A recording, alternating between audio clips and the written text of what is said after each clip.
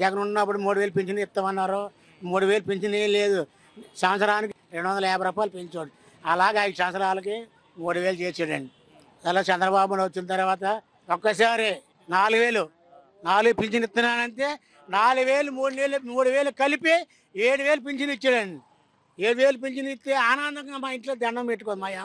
మా ఆవిడ వాడ ఆనందంగా దండం పెట్టుకోదు. తర్వాత అందట్లో నీళ్ళు వచ్చేయండి. నీళ్ళు వచ్చిన తర్వాత 25,000 మా ఇంటికి కృష్ణలంక మీది? ఇక్కడ కృష్ణ నదిలండి. 25,000 డబ్బులు. తర్వాత కూరగాయలు మొత్తం. తర్వాత బియ్యం బస్తా 10 కేజీలు బియ్యం బస్తా అన్ని సదుపాయాలు చేశాడు. నెల అవుతాడు ఇంటి కాడకు వచ్చి మా ఏంటి నన్ను లేపు డబ్బులు ఇస్తారండి. నన్ను లేపు డబ్బులు ఇస్తాను. నా ఏంటి పింఛన్ డబ్బులు 4,000 అండి. మనకు కావాల్సింది కూడి పెట్టేవారు కావాలా. నా పిల్ల పాపలతో నాకు 2 ఆడపిల్లలు మా పిల్లలు. వాళ్ళకి ఇది రూపాయి పాప ఇచ్చాం. వాళ్ళకి చీరలో పెట్టాం ఆనందంగా. నా 2 ఆడపిల్లలు 2 కొడుకులు. వాళ్ళకి ఆడపిల్ల కూడా చూరు మనకంట వచ్చే డబ్బులు వాళ్ళకి కూడా ఇచ్చాం.